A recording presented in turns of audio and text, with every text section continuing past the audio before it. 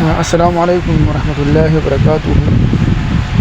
نن چې په باجوړ کې کومه دردناکه او د زړه زخمونو واقعه رامخته شوه چې په هغې کې مولانا خانزید هغه شهید کړی شو. د مولانا خانزید صاحب داسې کومه غټه ګناه وه چې هغه نن شهید کړی شو.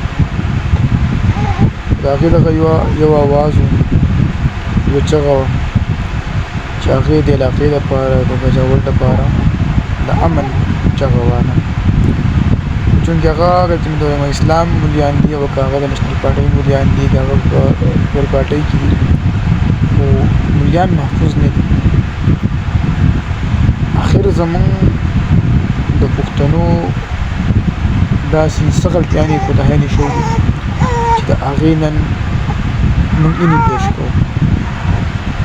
لکه ولې زه محفوظ نه یم، زما عالم محفوظ نه دی، زما جومات محفوظ نه دی، زما سیاسي لیډر محفوظ نه دی، زما فوجي محفوظ نه دی، زما عوام محفوظ نه دي، مدارس محفوظ نه دي. آخر داسې ملک کې داسې څه کول پکار چې د هغې سردار صاحب محفوظ شي. خصوصا په دې ډېرو لږو ورځو کې، په دې څو کلونو کې چې د پښتونخوا په ځمکه باندې پښتنو څومره وینه توی شوه، دومره چېرته په پنجاب کې وینه توی شوه، د اوسه پورې چېرته وینه نه دی توی شوی. څونه دماکې دي، څونه نشتګردیان دي، هغه صرف او صرف په پښتنو کې دي. بس هغه چېرته پنجاب کې نشته، چېرته بل ځای کې نشته. چې راځي نو زمونږ پښتانه به راځي.